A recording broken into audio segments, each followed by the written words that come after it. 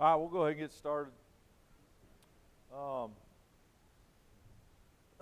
Usually I get straight into just scheme and play, and we're going to get to a lot of that, but I did want to talk a little bit of just game plan and just throw out some general thoughts that are probably similar. You know, whether you're the guy that's making the final decisions on the game plan, calling the game or not, or you're just a position guy in that room, it's still important. You know, understanding how it all fits together, the scheme, and I think it's important for all the guys that sit in that room. So just wanted to kind of go through some general thoughts that we have. I'm sure some of these things are pretty similar to the same, you know, challenges, questions, discussions that you guys go through.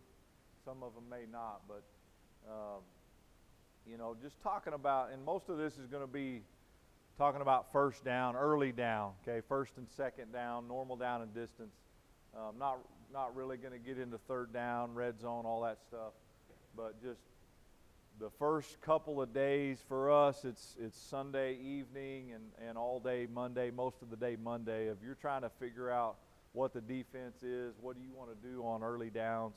And for me, it all kind of starts with, you know, the run game. You know, how are they going to line up in our formations on early down, and how are we going to run the ball? You know, the extra hat, certainly there's times where you're going to call plays and you understand there's going to be an extra hat and you're going to call it and run it anyway, and that's certainly something that we do also. But finding a way to control that extra hat. RPOs have become a big thing. The nice thing about RPOs is you get to, at times, that is the guy that you may be reading. And so making him wrong, they can be post-snap usually. So if they're trying to spin a safety down post-snap, you can read that after the snap. And then quarterback run. The two run plays that we pair most of our RPOs up with is inside zone, and I put Bob there, the Bob scheme on the backside, and we'll get to the details of that. But inside zone basically, and what we call our stretch ISO, which is similar to outside zone lead, but a little bit different. It's ISO rules, ISO blocking with a stretch path, with a little bit more of a stretch wide angle mentality. But I feel like those two plays in the RPO game are what protect our quarterback the most from getting hit, are kind of the safest way to pick up blitz and still throw the ball. So most of our RPOs come off of those two plays, certainly when we're talking about throwing the ball down the field. Your RPOs, you got your perimeter screens, your bubbles, that you can really do off of anything. But when we start throwing the ball down the field, quick game, or even further than that, I'm pretty careful about what we're running in front of that, because in my opinion, when you start throwing the ball down the field and having to hold it just a little bit longer, you can put a little too much pressure on your quarterback, get those guys hit a little bit too much. Quarterback run obviously is a great way to handle the extra hat. And there's a lot of different ways that you can do that. Zone read, whether that's inside zone or outside zone, where you're reading the backside in, all of a sudden now you've gained another hat. GT counter is something that we've started running that I know has been around for a long time, but gets you back in. You're reading the backside in, gets you back into even numbers when you start getting the one high, the extra hat in the box. And then quarterback gap game, quarterback counter, letting your tailback become the second blocker. Anytime your quarterback's running the ball, you're gaining that hat back. So you know, those are the two things initially that how are we going to control that extra hat is something that we'll go to.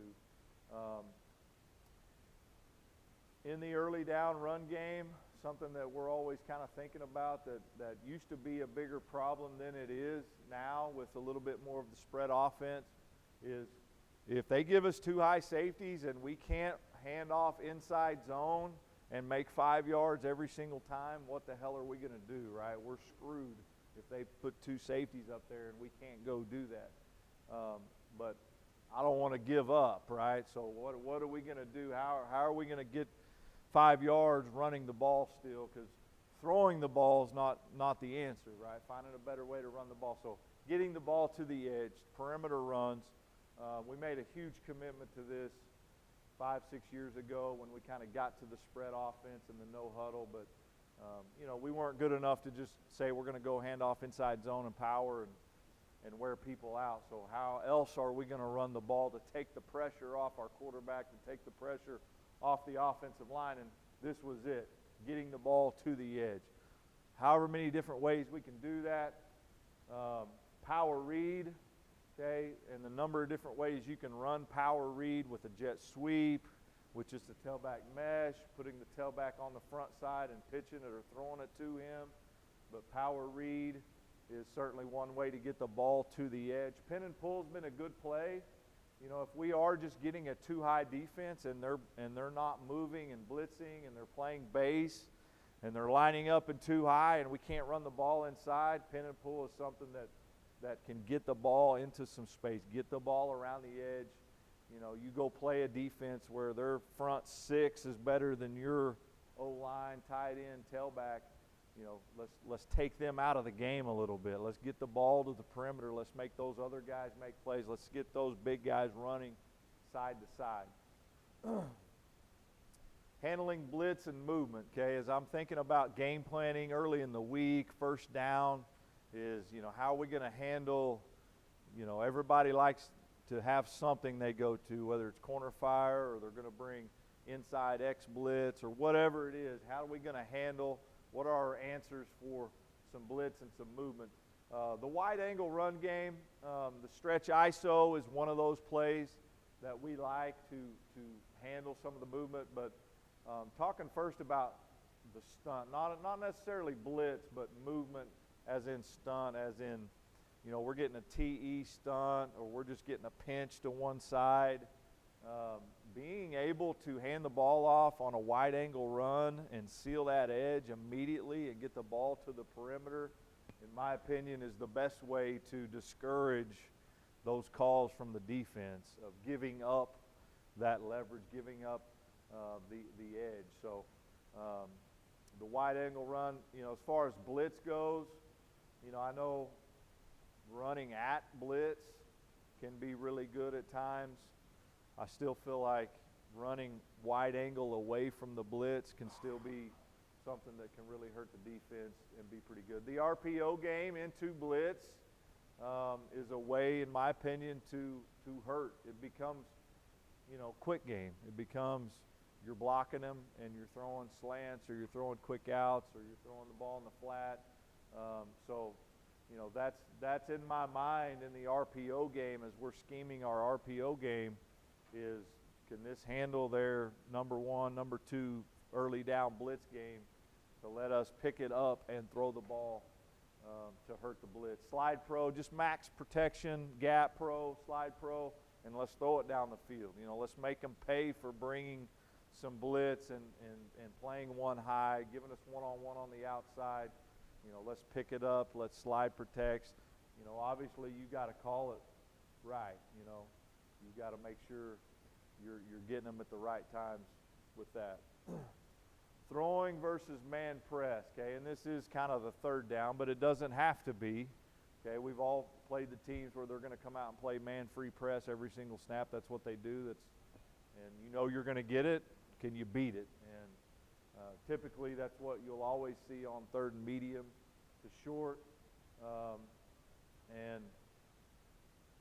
Skipping down to number 2 right here, if you can do that, then it makes it real easy, right? You just throw fades and eventually you go make big plays and score and you look like a genius. It's pretty easy. But if you can't do that, what the hell are you going to do?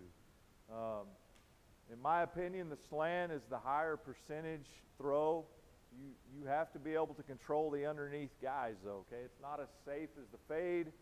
When you can throw the fade, you don't have to worry about anything else, okay? You're getting man press, one high, you throw it outside, it's safe, you know who it's going to. We get it or nobody gets it. Once you start throwing slants, Now you have to be a little, you have to scheme a little bit more, make sure you know what you're doing. But as far as the slant game goes into man free, having a way to get into 3-by-1, get strong rotation, and get the ball to the backside slant is probably our favorite way to hurt it with the slant into man free. The field, the widest guy to the field in a 2-by-2 formation, whether you're throwing bubble slant or slant flat, I think is a really good way. You get a little bit more room. You can get away. If you don't know what's going on with the inside linebackers, it's a way to still throw a slant. When you're throwing the backside slant in 3-by-1, you have got to have a way to control the backside inside linebacker. Otherwise, he's going to be right in your window. So whether you're swinging the tailback and reading him, or he's one of your pressure guys in bear. So getting to the field gives you a little bit more space away from that inside linebacker. And then occasionally we'll hit a week where on 3rd and 5, we know they're not going to have extra guys underneath, and we're going to have a chance to throw a slant to the slot against usually a safety, sometimes with outside leverage, and really hurt them right up the gut. But these are your higher percentage throws, and really in my mind, these complement these. Your slants and your fades complement each other, and finding a way to be in the same formations and make them look as similar as you can help your receivers get open because they have a two-way go now. Picks and rubs, whether you're just in a two-man to the field normal alignment and you're working whatever that is. It's your inside guy working the flat. It's your outside guy working a pick underneath. It's your inside guy working a rub fade. There's several different things. I mean, you can get pretty creative, but finding a way to pick and rub man coverage. And then always stacking bunch is something that we want to look at to, first of all, see if we're going to get the same look every time, because a lot of teams will, when they've called man coverage and you go line up and stack, they're going to IO it every single time. They're going to put two guys at 5 yards and IO it, and that's the only thing you're going to get. Or you're going to get in bunch, and they're only going to give you press the point IO. And so having an idea, if you get a tendency like that, can give yourself a chance to get some separation and have an easy throw. We like to get in stack, a two-man stack, and then motion a third guy into that stack to create a rub. Has always been something that's been pretty good for us on third down. Just some more just general thoughts, one high, two high. As I'm thinking about early down, too high, obviously the run game, everything in the run game should be good. You got all the numbers. The quick game, this is the one that's kind of changed over the years, at least for me in 20 years of coaching. The first 5 years for me, if we got cover two and we couldn't run the ball, might as well just go check it in. We were screwed. So this is what's changed. Now you get two high safeties and you get in some spread formations. You got a chance to still throw some underneath, some quick game. RPO bender, okay, and I'm talking about bender. I'm talking about the slot to the field, the number two guy to the field, running the bender, the skinny, into a middle open look. So we've got a run play called. I know we're going to get the linebackers stepping forward. As long as we get a middle open look, as we mesh, we're going to pull and try to throw the bender in there. Whether it's cover 4 or cover 2, I don't really care. I think we can still win inside enough in the cover 4 quarters that middle open can be there. Play action post, really talking about the backside, whether you're just going to block the tight end into the boundary to get the safety down and throw a post over the top in a quarters look, or really the same thing as an RPO, reading the backside safety now, and an RPO, which we'll see on the film here in a second, and throwing the skinny behind him. Double post to the field, anytime we're getting base quarters, double post is something that's going to pop into my head immediately as a way to take a shot. Perimeter runs, again, we kind of talked about it already, but, If you're getting too high and you can't hand inside zone off or whatever your inside bread and butter is and go get 5 yards of pop, then you better find a way to get the ball out into some space. One high, quick game. Usually trying to work the perimeter, okay? Trying to work the flats or a curl, a hitch flat or a slant flat, trying to get the ball outside into one high to the perimeter in the quick game. In the run game, GT counter, you do not need the H-back. You do not need that extra guy in the GT counter play. So being able to get into a 4-wide spread set, a 3x1 or 2x2 with a true one back, and you're getting one high, well, how the hell are we going to run the ball? GT counter is a way to do that. Outside and inside zone, where you're reading the backside in, is the other way. And then kind of going back to what we already talked about, the quarterback gap game. They've got the extra guy in one high. What are the plays that we can still run when they get the extra guy in there? One-on-one outside, max protect. Let's go throw the ball. If they're tight, let's throw it by them. If they're loose, let's throw it underneath them. But let's max protect. Let's get the ball to the outside. That's our one-on-one coverage. Post wheel off of some type of play action, in my opinion, is something I'm going to be trying to figure out a way to get a wheel route thrown into one high. Get a soft corner or a corner that's got a chase, and get that flat defender to step forward with some type of run, jet sweep, edge run, whatever it is. Getting a 3-man surface to the field and run number 3 on a bubble and get the flat defender to trigger and take number 2 on the wheel. However you can get the flat defender to trigger and throw the wheel behind him is something we'll be looking for against one high. All right. We stole this from Blake Anderson at North Carolina 5 or 6 years ago. I'm sure he stole it from somebody else, but this has been critical in our game planning. And when we made the commitment to go from a huddle team to a no-huddle team, the first thing we said was we got to find a way to shrink what we do because we're just doing too much stuff. We went back and looked at our game plans. We were running 120 plays, and we knew that was too much. We wanted to go faster. We had to signal it all. What's the first thing we got to do? We got to get smaller. So this gave us some parameters, okay? And what you have here in red is your run game and black is your pass game.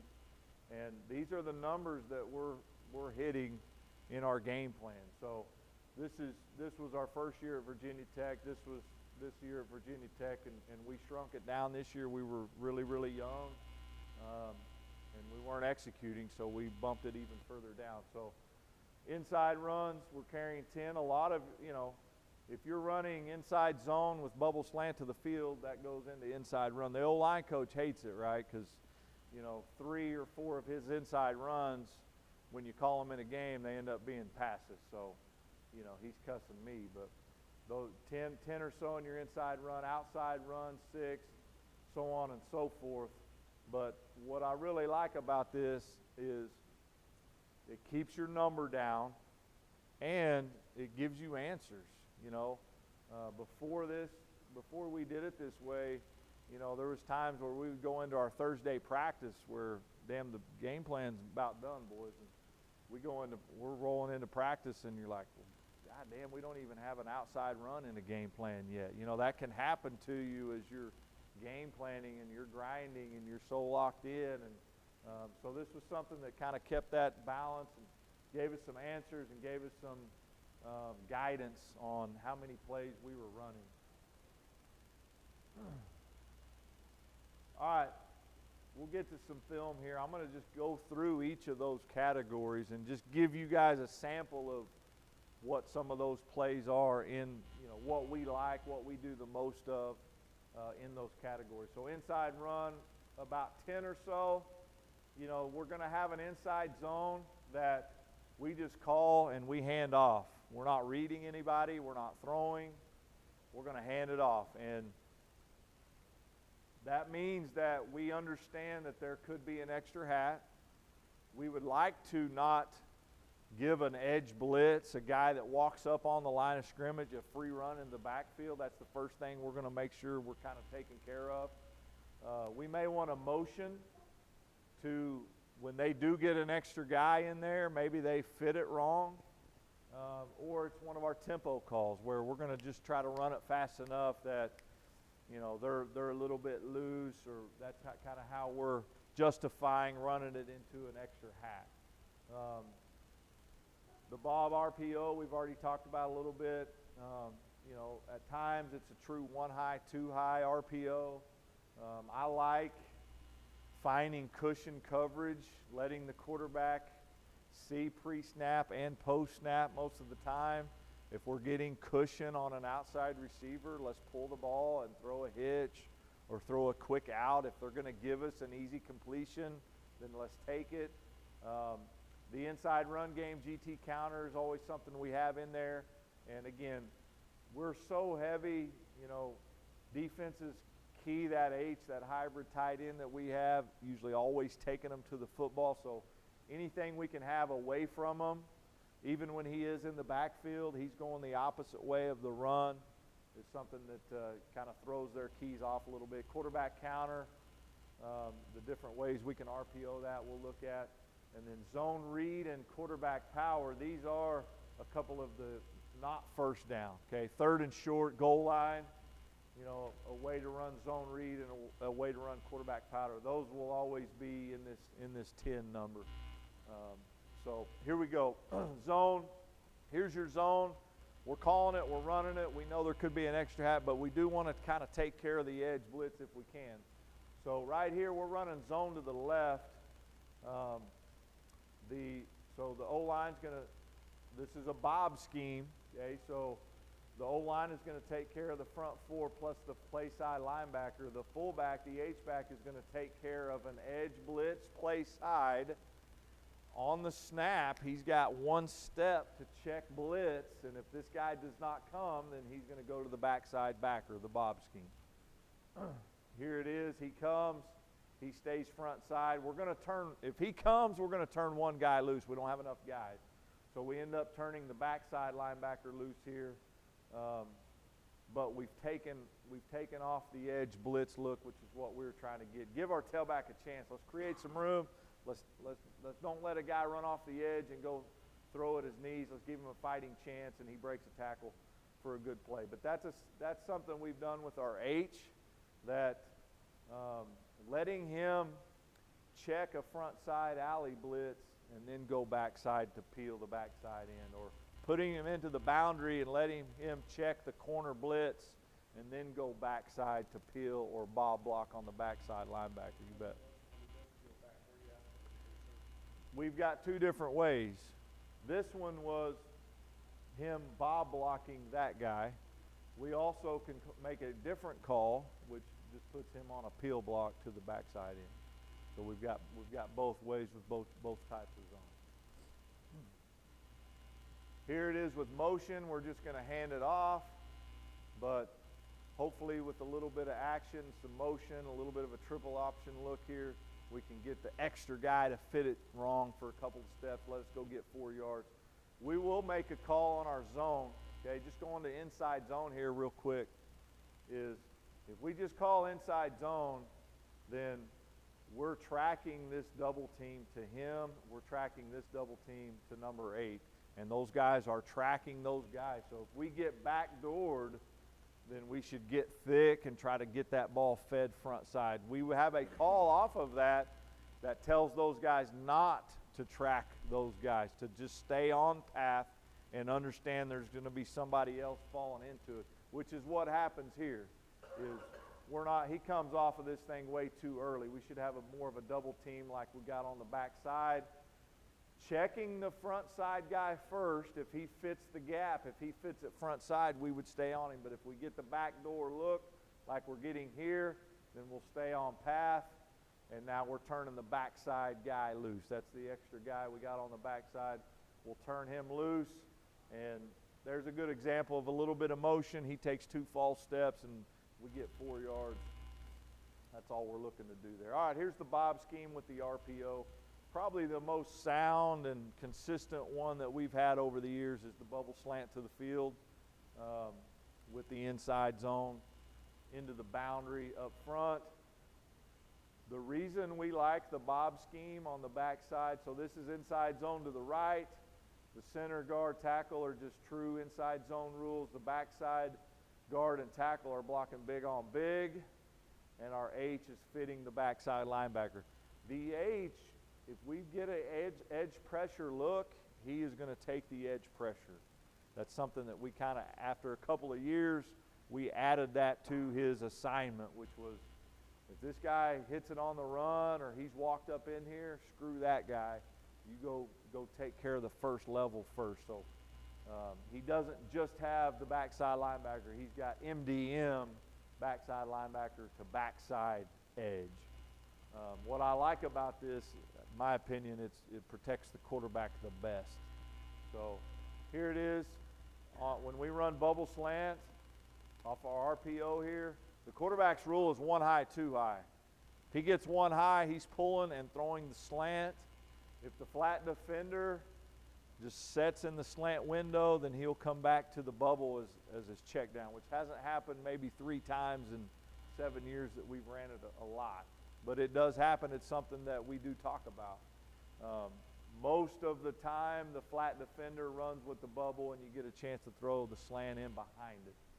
Here it is. It's too high. Hand it off. The Sam becomes the late fold player. That's a good play. Too high.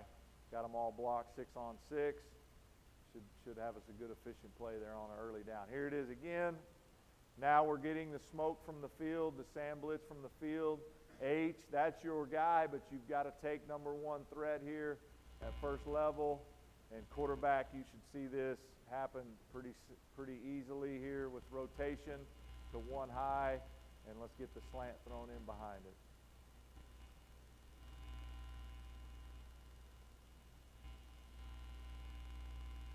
All right, talked a little bit about cushion, just finding a way to, if you do, we don't see very much cushion anytime.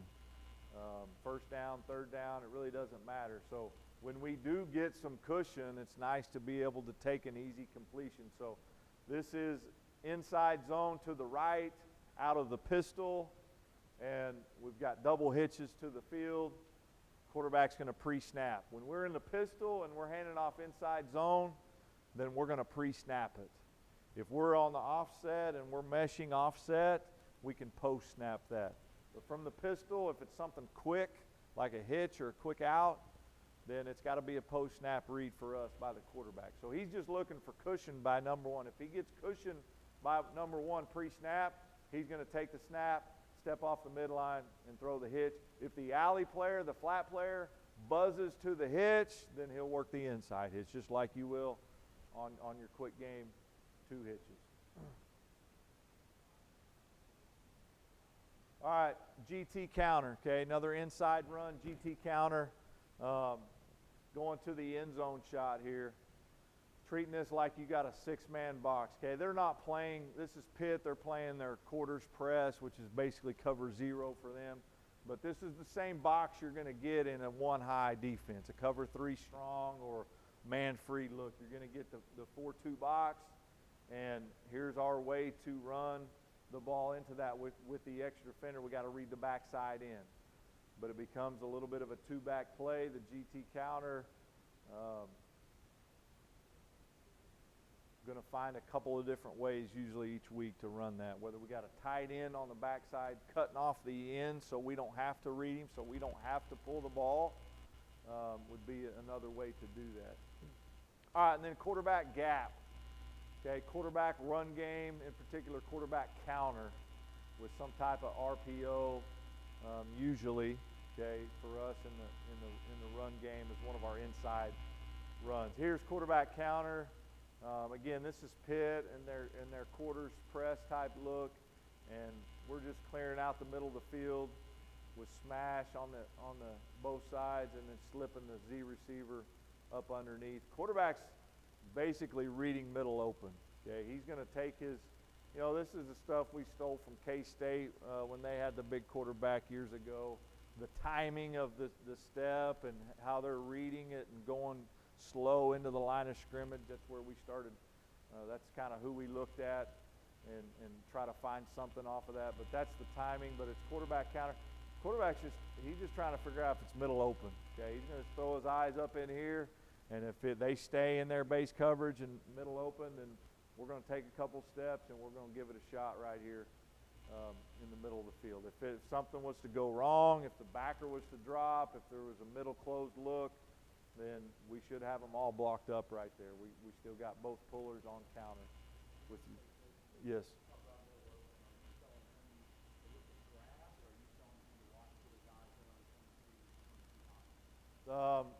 I'm usually telling them, look at people. Let's check the backside safety to the front side safety. Sometimes it's week to week. Like I know we can just look at the front side safety and know that it's going to be him rolling weak or him staying there.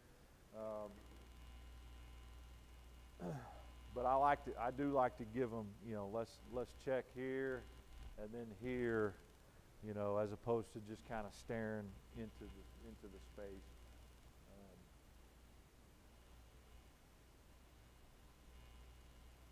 Here's quarterback counter we're just taking a free look at the hitch by 2. We're going to quick motion the tailback to open it up there. And the quarterback's going to take I call it a false one. His left foot, right foot, and throw or go. And he's going to make a quick decision. And we're either going to take the hitch or we're going to run the ball. It's quarterback counter again. Here's the same game, same play. He doesn't like the hitch. Pull it down. Let's hit it up in there. It's got to be quick, though. You don't have forever around those edges. But some type of quarterback counter with an RPO, 1 or 2 ways that each week falls into our inside run game of our 10 plays. All right, here's kind of our third down and short goal line at times, but this is zone read into the one high look. Again, where we're pushing, we're not tracking those 2 inside linebackers. We're going to stay on path because we are zone read, and we're going to let them backdoor and put our H on the widest guy coming around the edge. We should have them all blocked up right here. Should be a little bit better play than it is. The X should be standing. He should be treating this like he's on the play side of this play. He's got a bust right here. But zone read, usually it's out of a 12 personnel formation like this, where you're really, finding a way to create a pull, is when we're scheming up our zone reads, we're trying to figure out what's the best situation, alignment, timing, that we can get the ball pulled and go hurt them with the quarterback pull. This was late in the game, 4-minute type drive a couple years ago here. This is always this and naked off of this with the Y on the corner and the fullback in the flat has always been a bread and butter. I think it's just hard to defend. They know it's coming.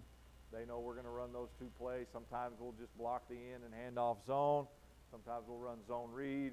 Sometimes we'll run naked off of this exact same look. It's just a pretty good combination of plays, tough to defend. And then here's quarterback power. That's been a kind of a bread and butter for us on short yardage. With the jet sweep, typically we'll be able to hand this off as a play. We'll be able to fake it and run the quarterback as a play, and we'll have something else off of it.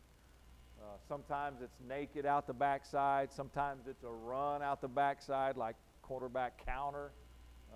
Sometimes it's just max protection and throw a post down the middle of the field. But we'll have something else off of that in those short yardage, goal line, red zone type situations. This is always one of those plays that has to fit into our 10. We got 10 of them inside runs. Just another way to run. We don't do this every week, but this is not a third and short maybe, but more of a spread formation. Still getting some jet, but just a design quarterback power up inside. All right, outside run, we only carry 6. Stretch ISO has become our main one. With the RPOs, you can work a backside glance, you can work the bender to the field, you can work slant bubble to the field, you can work double slant to the field, you can do any of the RPO stuff down the field. I really like this play. Outside zone, we've just now kind of getting into it. We dabbled in it last year. We're going to be into it a little bit more. That'll probably be a 1 or 2 play in our 6 every week, and then not every week, but pin and pull has been a pretty consistent play in our outside run game. We used to run it with our RPO stuff. All this stuff we do now in stretch ISO, we used to do in pin and pull. It's just not quite as safe, in my opinion, with the pin and pull because of the man scheme. You get a little bit of movement or blitz. It gets through there a little bit cleaner from a defensive standpoint. All right, so here we go outside. Here's just, and I've got maybe 6 or 8 right here of our stretch ISO. This is us just calling it, okay? We're just calling it. Our X receiver is going to go get the safety. Our H is on the play side linebacker. The front side, guard, tackle, center, our front 3 are going to all take a shuffle to the front side, okay? Shuffle, shuffle, and they're going to check their front side for anything slanting in there. Tackle, as you shuffle, if the end stays a 5, you stay on it. Just try to stretch and reach it, expand that hole as much as you can. Guard, you're going to shuffle and just make sure that end isn't coming, pinching inside. As long as he's not pinching inside, you're going to get heavy on the A-gap defender because you know you're going all the way to the backside, okay? The fullback's got the front side, you've got the backside. So this is where the hole is going to be. We're going to create that gap. You guys are both going to have your eyes on the backside backer in case he runs through here, which happens a lot with this play because of the space that's created and how long it takes with the wide angle on the backfield. So the center's got to be ready to come off. The guard's got to have his eyes on the same guy. And then we're big on the backside. Don't get beat inside. What hurts us the most is these guys stepping too hard at those guys and us getting beat inside. Fullback's going to come around. He is checking the edge first. If the tackle pins the edge, the fullback is supposed to go outside. A little bit what we talked about earlier was if they're stunning, if there's movement up front, and they're giving up the perimeter, we got to have a way to go take it. This is one of the plays that's got to do that. Tackle, you go reach and try to pin that, and certainly if they stun inside, we got to pin it, and our fullback's got to feed outside. Here it is to the field. From the pistol, we don't do it a lot from the pistol, but I like it in the pistol. It actually, it gets front side quicker. If you really think you're getting some stun inside and you're trying to get it poured outside a little bit quicker, then the pistol is better. One of the things I love about this play is the fullback can be front side or back side. It doesn't matter. What we do not do, I'm not saying you can't do it, but we will not get in the pistol and put the H over here. Okay, it can be done, but in my opinion, you have to kind of be a pistol team and work it over. The tailback's got to be more patient and let the H get out in front of him. But if we're getting in the pistol, we're going to go put our H on the front side, make sure he gets out in front of the play. All right, here it is with some throws. So this is probably the base one, is the backside skinny post. Quarterback is only reading the backside safety. Okay, his rule, we're running stretch ISO into the boundary with the backside skinny post. We're running smash to the field just to clear out the safety. Okay, we're not ever throwing it to the field. The quarterback is only reading the backside safety, and he's only going to throw it if the backside safety comes down. If the backside safety starts to move to the field, rotate to the field, he's still going to hand it off. Okay, only if the backside safety triggers in cover 4 or rotates in a 1 high safety weak, then we're going to pull the ball and throw it.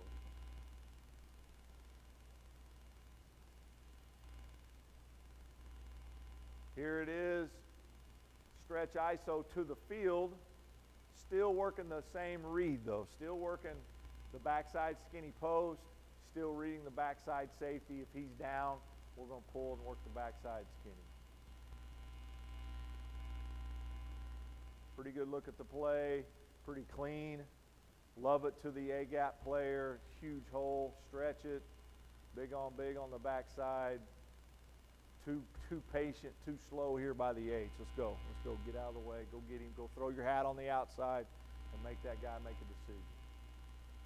Now, here's the bender to the field, okay? All the quarterback cares about is middle open. We know we're going to get these guys coming downhill, so all we want is middle open. We're running stretch ISO into the boundary. The outside guys are just going to run off. They're just going to outside release and run off. You get the middle open look, pull. You got the bender, hit him in stride for a good look there. Here it is to the 3 technique. It actually looks a little better when you're running at the 3.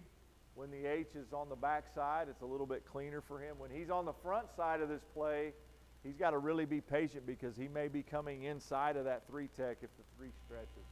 So it's a little easier for him when he's coming from the back side when you have a 3 tech on the front side.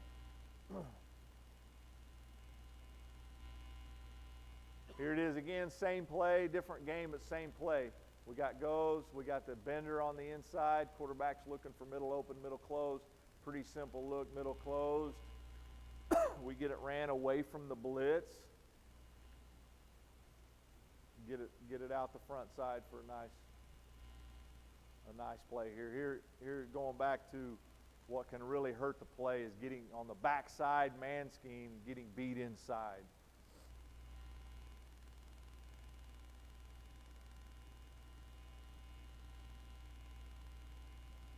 All right, here is outside zone. We're going to read the backside in. We actually weren't reading them yet here in this game. This should have, now this would be a pull by the quarterback. But we're going to open and run. This is something we're still tweaking with a little bit. We were a little bit slower. We're trying to use our same stretch ISO technique on the front side last year. I think this spring we're going to go ahead and run. Okay, probably what most of you guys that have run some outside zone already do. Just let's go reach and run. We're going to go, for the guys up front, it's inside zone rules, but now we're reaching to the outside shoulder of our guy instead of the inside shoulder of our guy. So, the thing I like about this play is it gives you a one back run versus one high.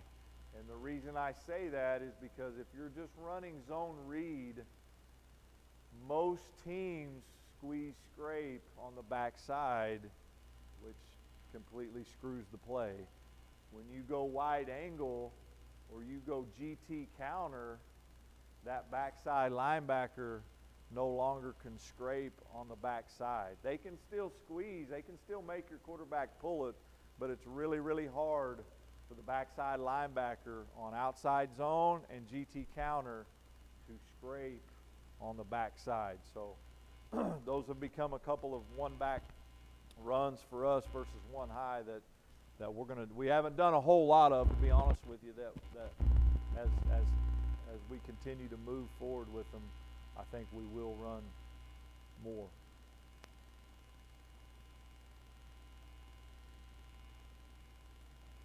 Here it is with the tight end backside.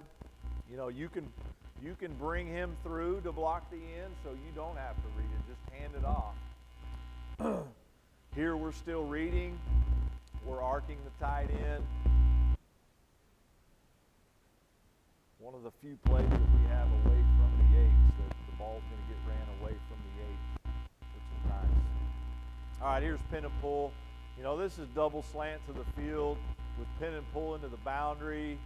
And if you get a nice clean look, and you can tell the quarterback to read the backside linebacker, and if he flows, when you're getting an alley defender head up like this, really whether you're getting two high or one high, if you get a wide alley defender and you can run this play and get the mic to flow, whether you're running pin and pull or stretch ISO, man, you got a chance to really create some separation to that inside slot. But pin and pull, whether your tight end's on the ball, off the ball, we'll do it a number of different ways. But again, we already talked about it. You know, it's a week to week deal. You got to feel like you're getting a base look. Not a whole lot of movement, but it is a good play when you do get that look. Perimeter run, the difference for us between outside run and perimeter run is perimeter run means that the scheme is we're reading somebody to get the ball out to the edge. On a true outside run, we can just hand it off and we're going to block it up to get the ball going to the perimeter. In our perimeter concept column, there's usually some type of read to it. So the power read in the number of different ways. The jet has been good to us, and we usually do it a couple of different ways. Counter cheat. Cheat is a word that we use, which is we're running counter to the right, but we're running the sweep to the left. We'll get to it on film. It'll be a little bit easier to explain. All right, so this has been our biggest bread and butter as far as perimeter run goes. Okay, we're in 11 personnel. We're jetting into the boundary. We got our H and our tailback both as lead blockers. These guys are running paths. The H is going to be the inside path. The tailback's going to be the outside path. The H is going to jab and arc. We're trying to create a give for the quarterback. The quarterback's going to read the end here. So the H is going to jab just to hopefully get the end to continue to squeeze. And then he's going to get on a path. And we do not want him chasing something out wide. We want to turn that over to the tailback and let him go seal up the next thing that's happening. So he doesn't have a man. He's going to jab, take care of first level to second level on a designed path, thinking kind of head up to inside. Tailback is going to fit outside of him. We will mix it up, what we're doing with the X. Sometimes we'll crack him first level, cut him down and crack him first level. Sometimes we'll leave him on. Sometimes we'll let him push crack. We like to mix that up with what we think we're getting week to week. Pretty clean look.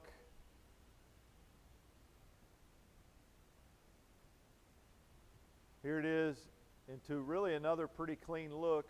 We will make a call with this that will lock in the sweep. We'll tell the quarterback not to read it. You're handing it off no matter what. We can only do that because the H, the tight end, is accounting for the first level. If that end skates, he's going to stay on it. He assumes we are handing the ball off every single time. So if we had not called lock here, the quarterback, the tight end would do the exact same thing, but we would be keeping this ball. There's just times in a game I don't want the quarterback to read it. I don't want him to run it. There's times where we're getting field blitz and the end's loose that I don't want to try to run power into that. I want to hand it off away from the blitz. And if we can just block the end, we're going to have the numbers because they're blitzing and they're rotating to the field. So those are some of the things that come into play of when I'm calling lock and when I'm not calling lock. Here's a good look. The tailback ultimately has got to fit off of what the tight end is doing. So occasionally the tight end will get locked up and it'll really stretch and he'll still have to come up inside of it. We would love for him to always be outside of the tight end, but it doesn't always happen. This is a pretty great look. He ends up inside and the ball ends up outside, which is not ideal, but that's a pretty tough look on the tailback. It happens pretty quick in that gray area. Here's power read off the jet again, just a different formation.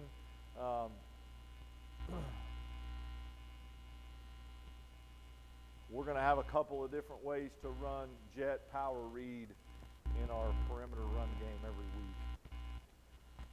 All right, here's the cheat I was talking about. So we're running GT to the left, GT counter to the left, but we're running sweep to the right. So we're reading the end to the sweep. If he closes, we'll hand it off. If he runs up the field, we'll keep it. It'll become quarterback GT. Again, what I love about the play is if they have a true, they don't hear, but if they have a true 4-2 box, this backer to the field, that if you're just running power read like this, he is going to scrape to the tailback, and in one high, you're not going to have enough numbers to block him. But because we are pulling the guard and the tackle this way, that backer will go and not be involved in the tailback sweep. Here's a better look at it. All right, so take the tight end out. We're just arcing him to the alley. So here's the look where there's your backside linebacker. We're running the sweep to the tailback to the right, but you can see what he does. He is not scraping outside for the sweep because of the two pullers. And so if we would have gotten a give read here by the quarterback, we would be out to the perimeter without that backer running the scrape. Pretty good read. We still got the numbers. We're still blocking him with our double team on the GT counter on the inside. All right, out of 12 personnel or 21 personnel, this is another what we would call cheat, where we're actually, the O-line is blocking counter to the left, but we are going to this is a design handoff. We're not actually reading this one. You could read it, okay? You could read it. We just don't. We're going to let, because we have two tight ends and a tailback into the boundary, we're going to hand this baby off and go pour it into the boundary. We used to do this off of power read, where we're pulling the guard to the front side. What we found is this is going to get one of those two guys. It's going to get them to take one false step or two false steps, and when we do get it ball cut back in here, that may just be the difference of us scoring versus a 5-6 yard gain. All right, quick game. Getting into some of the passing game. I know we're about out of time here. So quick game, we'll carry 4 quick game into each week. I like a 3x1. I like a 2x2. And then usually we'll have a 3x1 perimeter screen with a backside slant swing as one. It will go into this category. The backside slant swing, again, is something that we really like. Quarterback's going to read the backside safety post-snap and make sure we're getting him out of the way, working the slant to the swing. To the field, we do a couple of different things. This is our favorite, which is just spacing. We're going to run an 8-yard hitch on the outside. We're going to run a 5-yard box hitch, just meaning we're stemming into the box a little bit, and we got a guy in the flat. Quarterback's reading the backside safety. If the backside safety stays backside, then we're working 1, 2, 3, which is flat to hitch to box. We're working outside into the field, true progression to the field if the quarterback ends up that way. We also have kind of a 3-hitch concept to the field that we mess around with a little bit too, depending on the looks we think we're going to get. 2x2. We really like this bubble slant to the field, and we consider this our double slant concept to the boundary. We're actually not running a slant, we're running what we call a hitch read, meaning if it's loose, he's going to run a hitch. If it's not loose, he's going to run a 5 and drive and bring it inside. Inside guy's running a true 3-step slant off the alley defender. Quarterback is 1 high, 2 high. 1 high, we're working the field bubble slant. 2 high, we're working the boundary double slant concept. You know, you can obviously do that. I know a lot of people, going back when I started coaching, it was the opposite. It was double slant to the field, and it was slant flat into the boundary. For me, the slant into the boundary, the backside linebacker versus 1 high, I don't like that. That scares the shit out of him. We have no way to control him. He's closer in the window, so I like that to the field with the double slant in the boundary. It's been pretty good to us in our 2x2 set for our quick game. Here's our screen, perimeter screen to the field with backside slant swing. This is still a backside safety read for the quarterback, but it's a pre-snap read now because of how quick we need to get the perimeter screen out. We don't have time to wait to throw this. I want to catch and throw immediately if we're going to throw the perimeter screen to the field. So this is just a pre-snap read for him instead of a post-snap. If the safety's back here, catch and throw. We're X-blocking this. Point guy's got head up to inside, and then this guy's going to arc for the next thing outside of him. Here's the same play, same game. Now we got the backside safety already rotated. We should be working backside slant swing all the way. Yes. All right, movement, sprint out, naked, and quick boot, okay, which is a pretty cool little play. Naked, I mean, any different way you can scheme it up every week to get the ball thrown in the flat, we're all for. 12 personnel, 11 personnel, whatever formation. This is just naked to sail or flood. Never goes out of style. Still a great play. We'll try to have something in, whether it's that to the field or just slipping the fullback into the flat, into the boundary. This is something we've started doing a little bit more, which is we're just blocking for the flat player now. So it's not quite as safe of a scheme. You know, if they do get that extra guy running with your tight end, then you're kind of screwed.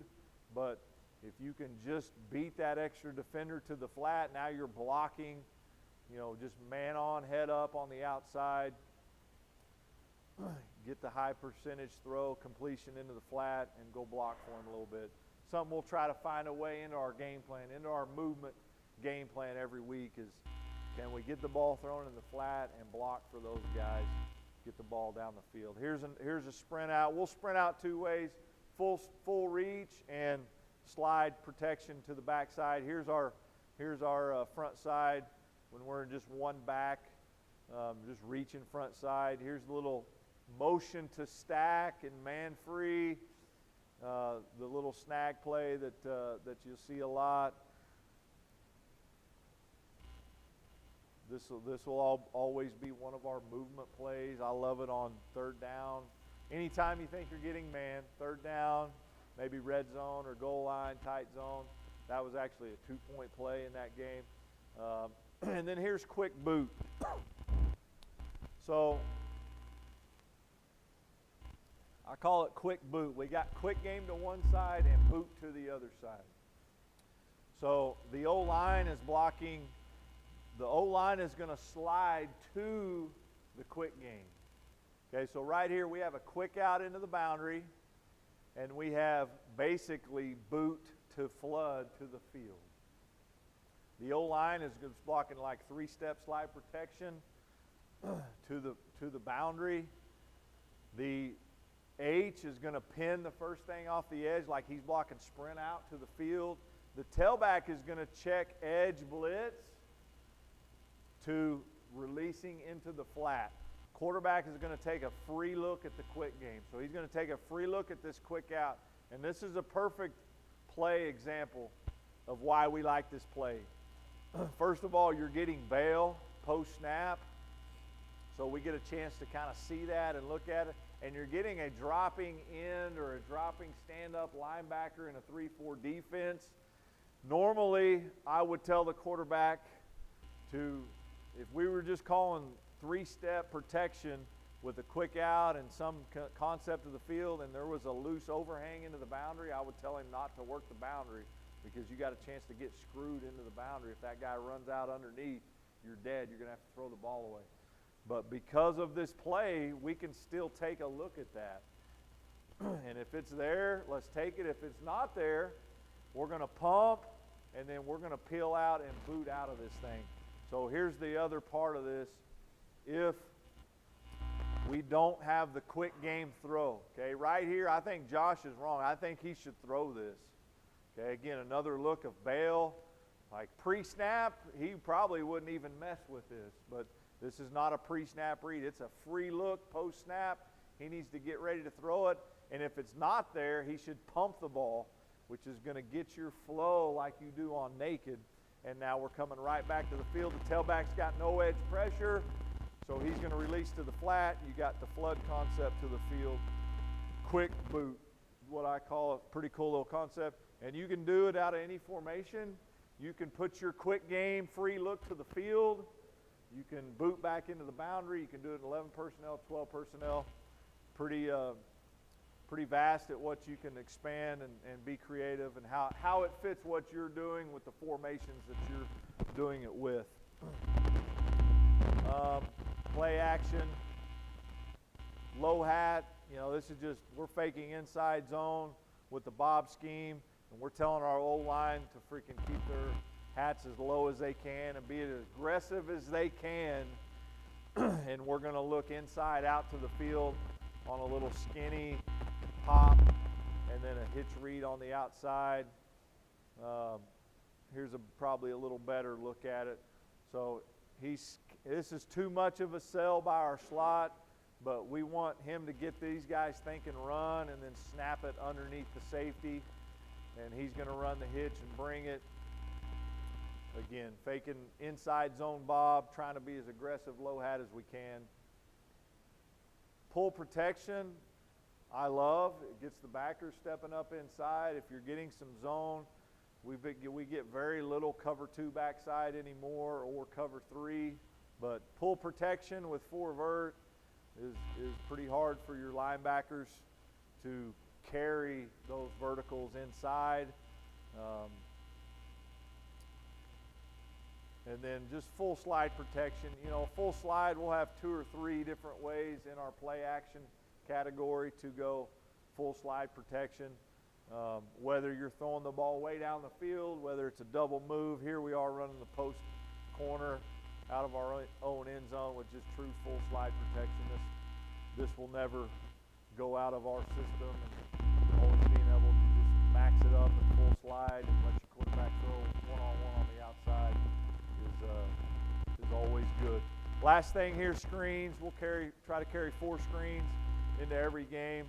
Probably the 2 main ones we've done is off of our power scheme, pulling the backside guard to get some flow from the linebackers, and then even in my opinion, the defensive linemen read the pullers at times, and they try to get their ass over there too somehow. But we can throw it to any of those guys with that scheme. This is usually an early down throw for us. Okay, this is usually a first or second down. Could be maybe a third and short. But all right, so here it is. We're running power scheme to the right. It looks like power read to the right. So our left tackle is going to step down like he's funnel hinge, but he's going to step down and then he's going to release out flat. He's getting flat. He's got to protect the throw first. Okay, so he's coming flat and then getting vertical. Our center is back blocking just like he does on power, and then he's going to slip out to the alley to front side linebacker. Tight end's going to block, block, block, release. Here it is from the end zone. Front side, you're still blocking gap scheme. You like for these guys to know what's going on. Initially when you put it in, like you're telling them to block power to the right, so they think the ball's going to the right. Eventually you got to get them to understand that this is a screen that's going over here. So step to your gap, block your gap, but then at some point let's get our hat on where actually the ball is going. It's a pretty good job eventually here of those guys getting him sealed up in case this ball has to cut back inside. Here it is to the tailback. Okay, this is off the action where we're handing the jet sweep and pouring it into the boundary. Now we're pulling the guard. It looks the same, and we're stepping the tailback up and slipping him out to the field to some space. We should have our tackle down and out. We should have our center back and through. He gets caught up in the wash, but we got some room here. Another play that you can marry up to what you're doing with the action. Last thing here is our drop back screen, third and long usually, throwing situations. Play side, guard, and tackle are getting out. You know, depending on what we think we're getting, maybe getting a little bit of a crack coming to the play side linebacker. What worries me with the tailback screen off the drop back is man free and these two guys really pressing the line of scrimmage because they've got the tailback and he's just sitting there and it's too hard for the line getting out. So bringing a receiver or slot in to get the play side linebacker sometimes give you a chance to get him on those screens. Any questions? love talking shop. You guys grab me whenever. You guys shoot me a call, come up. Appreciate you guys coming out. Love seeing so many guys out here and giving up a Saturday night to come talk some football. But our door is always open. We steal ideas from everybody all the time, so that's our mentality. That's certainly my mentality. Love talking shop. Would rather be talking shop with you guys than sitting in watching recruiting film anyway. So.